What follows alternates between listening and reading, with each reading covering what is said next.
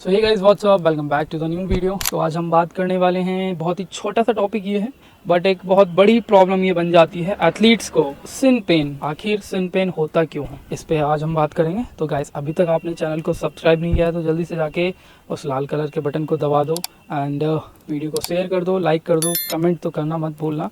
Okay तो चलिए बिना किसी देरी के वीडियो को शुरू करते हैं। तो जितने भी एथलीट्स होंगे उन्हें सिन पेन के बारे में अच्छे से पता होगा। सिन हमारी लेग्स की ये एरिया होती है, ठीक है, उसे हम सिन कहते हैं। तो जितने भी रनिंग वाले एथलीट्स होते हैं उन्हें इस प्रॉब्लम का बहुत ज़्यादा फेस करना होता है। तो आज हम इसके इलाज, इसके क्योर के बारे में बात करेंगे।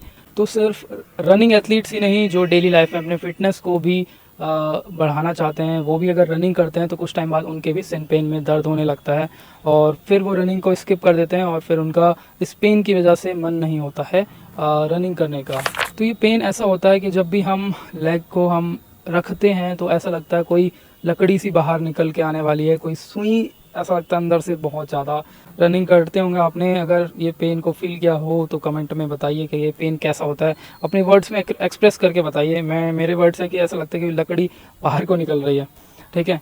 तो दो बातें हैं, एक तो एथलीट है और एक है नॉर्मल रनिंग करने वाला बंदा। तो नॉर्मल रनिंग करने वाले बंदे के क्यों होती है और एथलीट के क्यों होती है। हम पहले बात करेंगे नॉर्मल रनिंग करने वाले बंदे के ये दर्द क्यों होता है। देखो, नॉर्मल रनिंग करने वाला बंदा है, वो बिगिनर है, तो वो बहुत सारी गलतियां करता है रनिंग करने में।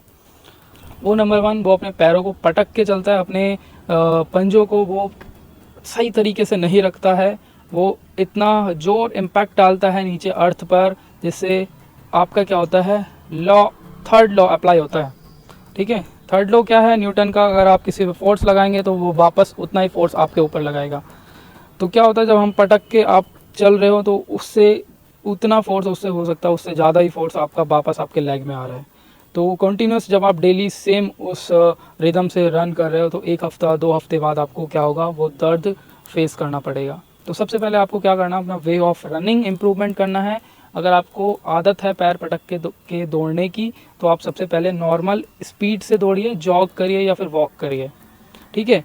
देन क्या होता है, हम पैर भी पटकते हैं और छोटे छोटे हम स्टेप्स रखते हैं, उससे भी काफ़ी ज़्यादा इम्पैक्ट आता है हमारे रनिंग पे, हमारे सिन पेन पर, हमारे सिन पर, जिससे दर्द बढ़ता है। तो आपको क्या होता करना है, सबसे पहले आपको पैर को नहीं पटकना है और ऐसे फील नहीं करना है कि बहुत सारे लोग क्या होते हैं, उन्हें लगता है कि मैं दौड़ रहा हूँ, बट वो दौड़ नहीं, वो कूद रहे होते हैं, ठीक है। जिससे वो कूद रहे हैं तो अगला स्टेप वो रखेंगे तो उनका हाई इम्पैक्ट से पैर नीचे रखा जाएगा। तो आपको जंप रनिंग करते टाइम जंप नहीं करनी है, आपको नॉर्मल रनिंग करनी है, नॉर्मल आपको चलना है, ठीक है। जैसे आप चलते हैं वैसे आप दौड़िए, थोड़ा थोड़ा धीरे धीरे दौड़िए। पहले ही ये मत सोचिए कि मैं स्पीड बढ़ाऊं या फिर मैं एक तगड़ा रनर बन जाऊं, ठीक है। तो पहले आपको क्या करना है, थोड़ा थोड़ा आराम से दौड़ना है, सही तरीके से दौड़ना है। आपको रिदम को फील करना है कि मेरे दोनों लेग्स आपस में मैच रिदम से मेरे पैर रखे जा रहे हैं या नहीं जा रहे हैं। अगर आपको रनिंग करने में थोड़ा सा भी आपको लेग डिस्कम्फर्ट फील हो रहा है कि आपको लग रहा है कि मैं थोड़ा अजीब से दौड़ रहा हूँ, पता नहीं कैसे दौड़ रहा हूँ, तो उसे आप चेंज करिए, थोड़ा स्लो करिए, वॉक करिए, वॉक करके थोड़ा थोड़ा धीरे धीरे अपनी स्पीड बढ़ाइए। अपने किसी पार्टनर से पूछिए कि हाँ मेरे लेग सही रखे जा रहे हैं, नहीं रखे जा रहे हैं, बिकॉज इसके पीछे भी बहुत बड़ी साइंस है। अगर आप आपका लेग का प्लेसमेंट सही नहीं रखेंगे, आपकी स्पीड नहीं बढ़ेगी, आपका बहुत सारी चीज़ें नहीं होंगी, ठीक है। न्यू बंदे हैं, न्यू बिगिनर हैं, उनके दर्द होता है गलत तरीके से दौड़ने से या फिर इन सारी चीज़ें दौड़ने से, ठीक है। दूसरा दर्द हमारा होता है जब हम ऊबड़ खाबड़ जगह पर दौड़ते हैं तो हमारा सरफेस क्या होता है, कभी ऊपर कभी नीचे, तो उससे हमारा लेग का प्लेसमेंट ऐसे हो जाता है, कभी ऐसे हो जाता है, ठीक है। तो उससे भी हमारी जो मसल्स हैं, लेग की मसल्स हैं, उस पर इम्पैक्ट आता है। तो आप कोशिश करें कि आप पहले स्ट्रेट सही सीधी जगह पर दौड़ना स्टार्ट करें। देन आपको लगता है कि मैं अब ऊबड़ खाबड़ वाली जगह पर भी दौड़ सकता हूँ, जैसे बहुत सारे पहाड़ी हैं, वो उनका बचपन से ही वहीं रहना होता है तो वो वहाँ पे दौड़ते हैं, उनका स्टेमिना बहुत ही तगड़ा होता है। मैं भी गया था ट्रेनिंग करने, तो हम लोग पहाड़ों पे ही दौड़ते थे, एमएमए की ट्रेनिंग करने में गया था। तो पहाड़ों में दौड़ना होता है, तो पहाड़ों में ऐसा कोई सरफेस नहीं होता है, वहाँ पे ऐसे ही होता है। थोड़ा आपके लिए यही रहेगा कि आप पहले प्लेन एरिया पर दौड़ें, देन आप किस स्टीप वाली पर जगह पे जाएं, इस तरह से, ठीक है।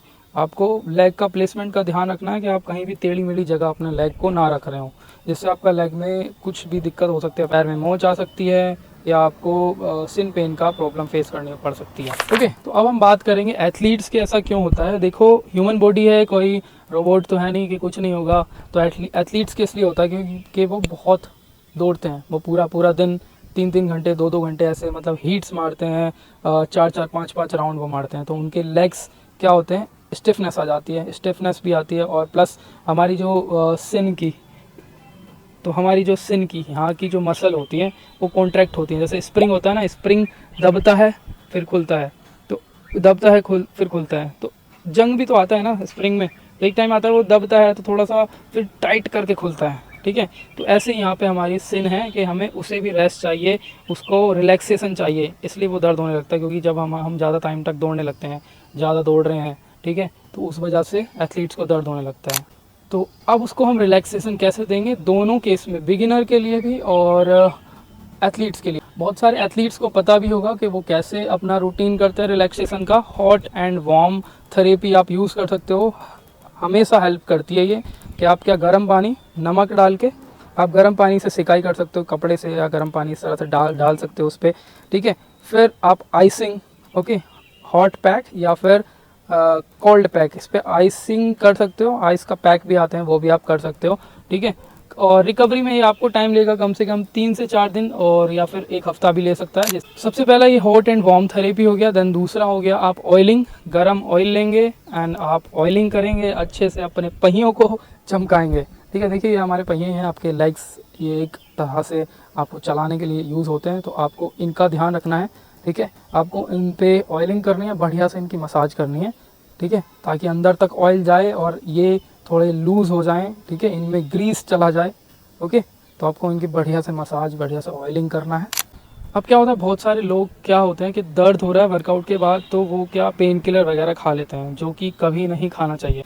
थोड़ा सा आपको सहन करो, बर्दाश्त करो, और झंडू बाम, मूव, ये सब चीज़ें यूज़ करो, बट पेन किलर मत खाइए। वो आपको टेम्परेरी आराम दे देगा, फिर अगली बार आप फिर खाएंगे, आपको आदत सी पड़ जाएगी और वो एक टाइम बाद जहर बन जाएगा, ठीक है।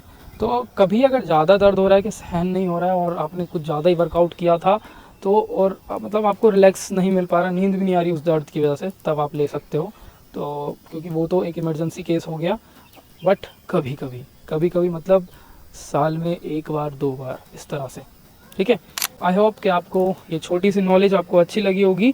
तो गाइज़, अगर आपको वीडियो अच्छी लगी है तो लाइक करो, शेयर, सब्सक्राइब जरूर करो, एंड प्लीज़ अगर आपको कोई भी कन्फ्यूज़न है, कोई भी डाउट है, तो कमेंट में बता दो, मैं आपके लिए सॉल्यूशन ज़रूर लेके आऊँगा, आपके कमेंट में रिप्लाई ज़रूर दूंगा, ठीक है। तो चलिए बिना किसी तरीके चलते हैं, नेक्स्ट वीडियो में मिलेंगे। Till then stay safe, stay healthy guys, जय हिंद।